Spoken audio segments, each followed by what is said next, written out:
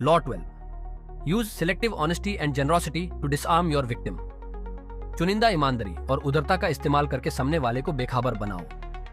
थोड़ी ईमानदारी और जेनरोसिटी दिखाकर लोगों का ट्रस्ट जीता जा सकता है। अगर सामने वाला तुम पर ट्रस्ट करने लगे तो उसका कंट्रोल तुम्हारे हाथ में आ सकता है। लोग उस बंदे पर शक नहीं करते जो ईमानदारी दिखाता है। एक छोटी जेनरोसिटी या सैक्रिफाइस दिखाकर तुम फ्यूचर में बड़े फायदे उठा सकते हो। छोटी ईमानदारी दिखाकर लोगों का ट्रस्ट जीतो।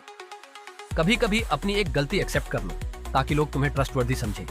गिफ्ट्स या हेल्प करके लोगों को अपनी साइड लो। थोड़ा जेनरस बनो, लेकिन सिर्फ तब जब तुम्हें बदले में कुछ बड़ा मिले। सामने वाले को कंफर्टेबल महसूस करने दो। जब लोग तुम्हारे एक्शंस पर डाउट करना बैंड कर देते हैं तब तुम उन्हें कंट्रोल कर सकते हो। अपने फाइनल गोल को मत भूलो। ये सब करना सिर्फ एक स्ट्रेटेजी है, न कि रियल ऑनेस्टी। ओवर ऑनेस्टी से बचो। अगर तुम ज्यादा ऑनेस्ट बन जाओगे तो लोग तुम्हें मैनिपुलेट कर सकते हैं। सैक्रिफाइस मत करो जो तुम्हें नुकसान पहुंचाए। हर जेनरोसिटी स्मार्ट होनी चाहिए, सिर्फ फ्री में मत दो। रॉन्ग पीपल को ट्रस्ट मत करने दो। सिर्फ उन्हीं लोगों को अपने ट्रैप में फंसाने की कोशिश करो जो तुम्हारे गोल के लिए जरूरी है। एग्जाम्पल, माफिया एंड गैंगस्टर छोटी जेनरोसिटी दिखाकर लोगों का ट्रस्ट जीत लेते हैं, फिर उनसे काम निकलवाते हैं। पॉलिटिशियंस इलेक्शन के टाइम फ्री गिफ्ट्स या स्कीम्स देते हैं ताकि लोग उनको वोट दें। कॉन आर्टिस्ट पहले एक अच्छा एक्ट करते हैं, फिर बड़े स्कैम को एग्जीक्यूट करते हैं। Law 13, when asking for help, appeal to people's self interest, never to their mercy.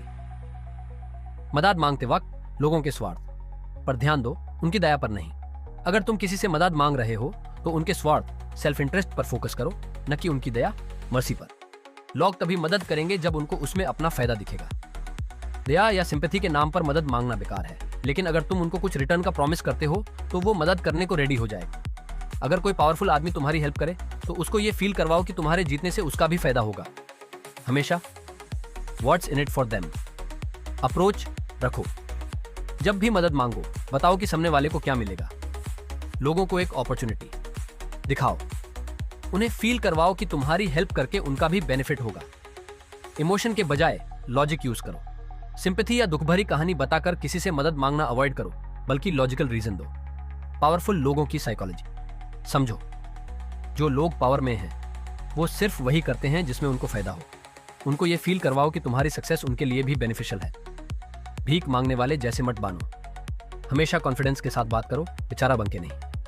Fake promises मत करो। जो ऑफर करो वो सच होना चाहिए, वरना ट्रस्ट चला जाएगा। इमोशनल मैनिपुलेशन काम नहीं करेगा।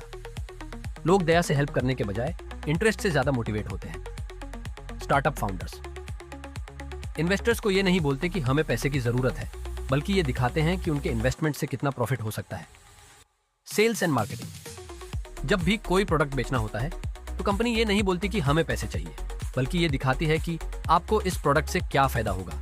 हिस्टोरिकल लीडर्स जो भी किसी से सपोर्ट मांगते थे वो सिर्फ इमोशंस नहीं दिखाते थे, बल्कि एक सॉलिड रीजन देते थे कि सामने वाले को इससे क्या मिलेगा। लॉ 12, छोटी ईमानदारी या जेनरोसिटी से लोगों का ट्रस्ट जीतो ताकि तुम फ्यूचर में उन्हें कंट्रोल कर सको। लॉ 12, मदद मांगते वक्त दया या सिंपैथी पर नहीं, बल्कि सामने वाले के स्वार्थ सेल्फ इंटरेस्ट पर फोकस करो। Law 14, pose as a friend, work as a spy. दोस्त बनो पर असल में जासूसी करो। पर यह बात सही है, तुमने देखा होगा कि लोग कैसे तुम्हारा फायदा उठा लेते हैं। लोग कभी खुद अपनी कमजोरियां नहीं बताते, लेकिन अगर तुम उनके दोस्त बन जाओ तो वो अपने सीक्रेट्स खुद शेयर करेंगे। अगर तुम्हें किसी पर पावर चाहिए तो उनके बारे में सब कुछ जानना जरूरी है। जितना ज्यादा तुम लोगों के हिडन मोटिव्स, फियर्स और सीक्रेट्स जानोगे, उतना ही तुम उन्हें कंट्रोल कर सकते हो। एक फ्रेंड जैसा बिहेव करो, लेकिन अंदर से एक स्पाई बनो। कैजुअल कॉन्वर्सेशंस में जासूसी करो। लोग बिना सोचे कैजुअल टॉक्स में अपनी सीक्रेट्स रिवील कर देते हैं। सामने वाले की वीकनेस ढूंढो। हर आदमी की कोई ना कोई कमजोरी होती है, यूज आइडेंटिफाई करो। फेक फ्रेंडशिप्स का फायदा उठाओ। लोग दोस्तों के सामने रिलैक्स हो जाते हैं और तब तुम उनकी असली सोच जान सकते हो। ज्यादा बोलो मत, ज्यादा सुनो। सामने वाले की बातें सुनो, अपनी ज्यादा डिटेल्स रिवील मत करो। जासूसी करके पकड़े मत जाओ।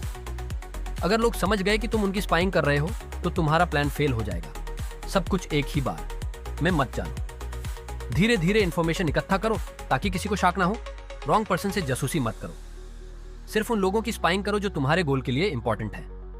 कॉर्पोरेट वर्ल्ड कंपनीज स्पाइस भेजती हैं जो कंपेटिटर्स की स्ट्रेटजीज जानने के लिए उनके अंदर काम करते हैं। पॉलिटिक्स लीडर्स अपने स्पाइस को दूसरे पार्टीज में भेजते हैं ताकि उनके प्लान्स का पता लगाया जा सके। Historical spice.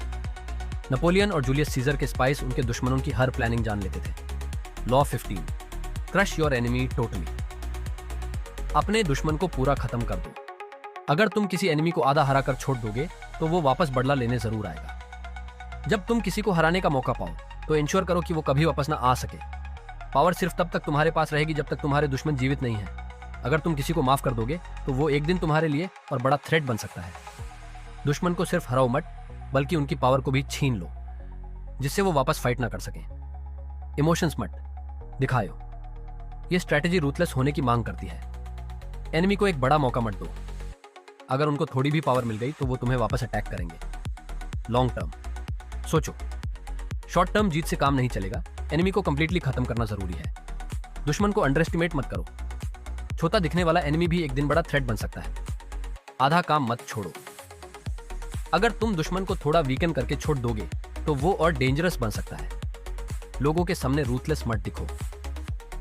अपनी स्ट्रेटेजी सीक्रेट रखो। ओपनली दिखाने से लोग तुम्हारे अगेंस्ट हो सकते हैं। अलेक्जेंडर द ग्रेट जब भी किसी सिटी को कैप्चर करता तो पूरी तरह से उनकी पावर तोड़ देता ताकि वो दोबारा उठाने ना पाए। बिजनेस वर्ल्ड कंपनीज अपने कंपेटिटर्स को पूरा मार्केट से हटा देती हैं, सिर्फ उनसे compete नहीं करती। पॉलिटिकल स्ट्रेटजीज जो लीडर्स अपने ओपोनेंट्स को सिर्फ हरा कर छोड़ देते हैं, उन्हें एक दिन बदला लेना पड़ता है। लॉ 14 लोगों का ट्रस्ट जीतने के लिए दोस्त बनो, लेकिन अंदर से उनकी जासूसी करे। लॉ 5 अगर किसी दुश्मन को हरा रहे हो तो इंश्योर करो कि वो दोबारा उठ ही ना सके। अगर आप लॉ 17 से भी जानना चाहते हैं तो बताइए। Law 16 use absence to increase respect and honour.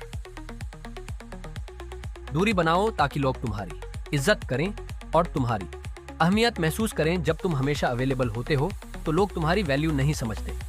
अगर तुम थोड़ा डिसअपियर हो जाओ तो लोग तुम्हारी कमी महसूस करेंगे और तुम्हारी रिस्पेक्ट बढ़ जाएगी। ज्यादा एक्सेसिबल होने से तुम्हारी इंपॉर्टेंस कम हो जाती है, लेकिन सिलेक्टिव रहने से लोग तुम्हें और ज्यादा चाहेंगे। कोई भी चीज जब रारे होती है तभी लोग उसकी वैल्यू करते हैं। हर टाइम अवेलेबल मत रहो।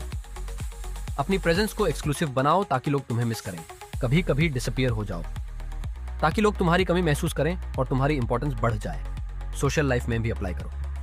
हमेशा दोस्त या पार्टनर के पास मत रहो। कभी कभी स्पेस दो ताकि वो तुम्हारी अहमियत समझे। रेयर और एक्सक्लूसिव बनो। जो चीज हर किसी के पास नहीं होती उसकी वैल्यू सबसे ज्यादा होती है। इतना मत गायब हो जाओ कि लोग तुम्हें भूल जाएं। एब्सेंस का यूज स्मार्टली करो, नहीं तो लोग नए ऑप्शंस ढूंढ लेंगे। जब वापस आओ तो स्ट्रॉन्ग इंपैक्ट छोड़ो। जब तुम वापस आओगे तो कुछ वैल्यूबल लेकर आओ। हर सिचुएशन में मत अप्लाई करो। हर जगह एब्सेंट रहना भी रिस्क है। बैलेंस जरूरी है। सेलिब्रिटीज रेयरली दिखाई देते हैं, इसलिए उनकी डिमांड बढ़ जाती है। ब्रांड्स लिमिटेड एडिशन प्रोडक्ट्स लाते हैं ताकि लोग उन्हें खास समझें। लीडर्स हर डिसीजन में नहीं घुसते, सिर्फ तब अपीयर होते हैं जब जरूरी हो। Law 17 keep others in suspended terror. Cultivate an air of unpredictability. लोगों को अनिश्चित रखो। अपनी हरकतों को अनप्रेडिक्टेबल बनाओ। अगर लोग तुम्हारी नेक्स्ट मूव प्रिडिक्ट नहीं कर सकते तो वो हमेशा अलर्ट रहेंगे और तुमसे डरेंगे। प्रेडिक्टेबल होने का मतलब है कि तुम कंट्रोल में नहीं हो। हमेशा सरप्राइज फैक्टर रखो। अगर दुश्मन या कंपेटिटर तुम्हारी स्ट्रेटजी नहीं समझ पाए तो तुम उनको इजीली मैनिपुलेट कर सकते हो। लोग सिर्फ उन्हीं चीजों से डरते हैं जो समझ नहीं पाते। हर बार एक ही पैटर्न मत फॉलो करो। हमेशा अपनी स्ट्रेटजी चेंज करते रहो। कभी सॉफ्ट रहो, कभी अग्रेसिव। लोग समझ नहीं पाएंगे कि तुम अगले मोमेंट क्या करने वाले हो। अनप्रेडिक्टेबल एक्शन से पावर दिखाओ। लोग तुमसे डरेंगे और तुम्हारे अगेंस्ट प्लानिंग नहीं कर पाएंगे। लोगों को हमेशा डाउट में रखो ताकि वो तुम्हें अंडर एस्टिमेट ना करें। बिना सोची समझी मूव्स मत करो। रैंडम अनप्रेडिक्टेबल होने से नहीं, बल्कि कैलकुलेटेड अनप्रेडिक्टेबिलिटी जरूरी है। एक्सट्रीम मत हो जाओ। हमेशा सरप्राइज देने से लोग इरिटेट भी हो सकते हैं। ऐसे लोगों पर मैट अप्लाई करो जो पहले से तुम्हारे सपोर्टर हैं। सिर्फ दुश्मन और कंपेटिटर्स के साथ अनप्रेडिक्टेबल बनो। नेपोलियन बोनापार्ट अपनी अनप्रेडिक्टेबल मिलिट्री स्ट्रेटजीज से हर बार एनिमीज को कंफ्यूज कर देता था। एक आदमी स्कूल में छुट्टी का घंटा बजाता था। एक दिन स्कूल के नए प्रिंसिपल की नजर उस पर गई तो उसने उससे पूछा, कितना पढ़े लिखे हो? आदमी ने कहा, साहब मैं अनपढ़ हूँ। प्रिंसिपल ने ये जानते ही उसे स्कूल से निकाल दिया गया। अब वो बेचारा क्या करे, भूखे मरने की नौबत आ गई। फिर उसने समोसे बेचना शुरू किया, ऊपर वाली की पारी, और उसने जीत और मेहनत की दुकान चल गई। खोमचे से ऊंची हुआ, भूंटी से बड़ी दुकान, फिर बाजार की सबसे फेमस दुकान। आगे चलकर वो शहर का जाना माना सेठ बन गया। उसकी ख्याति सुन एक पत्रकार आया, उसका इंटरव्यू लेने। बाकी बातों को पूछने के बाद उसने पूछा कि आप कहाँ तक पढ़े हैं? पत्रकार को भी ये जानकर बड़ी हैरत हुई। पत्रकार ने कहा कि आप पढ़े लिखे नहीं, फिर भी इतना बड़ा व्यापार किए, इतने सफल हैं। मैं सोच रहा हूँ कि अगर आप पढ़े होते तो क्या कर रहे होते? सेठ ने कहा, स्कूल में घंटा बजा रहा होता। दूसरी का नाम था फटी, तीसरी का नाम था फीकी और चौथी का नाम था मरी, पांचवी का नाम था भूतनी। तो एक दिन उनके घर पर लड़की देखने वाले आए। मम्मी ने पूछा कि आप कुर्सी पे बैठोगे या चटाई पे? तो मेहमान ने कहा कुर्सी पर। मम्मी ने कहा टूटी कुर्सी ले आओ। तो मेहमान नहीं नहीं नहीं हम तो चटाई पर बैठ जाएंगे। मम्मी बोली फटी चटाई लेकर आओ। तो मेहमान बोले अरे रहने दो हम तो जमीन पे बैठ जाएंगे। तो मम्मी बोली आप चाय पियोगे या दूध? तो मेहमान बोले चाय। मम्मी बोली फीकी चाय लेकर आओ। तो मेहमान बोले नहीं नहीं रहने दो चाय चाय नहीं, हम तो दूध ही पी लेंगे। मम्मी बोली मरी भैंस का दूध ले आओ, तो मेहमान बोले रहने दीजिए हम कुछ नहीं खा रहे, हमें तो सिर्फ लड़की दिखा दो। तो मम्मी बोली बेटी भूतनी को लेके आओ, मेहमान बेहोश।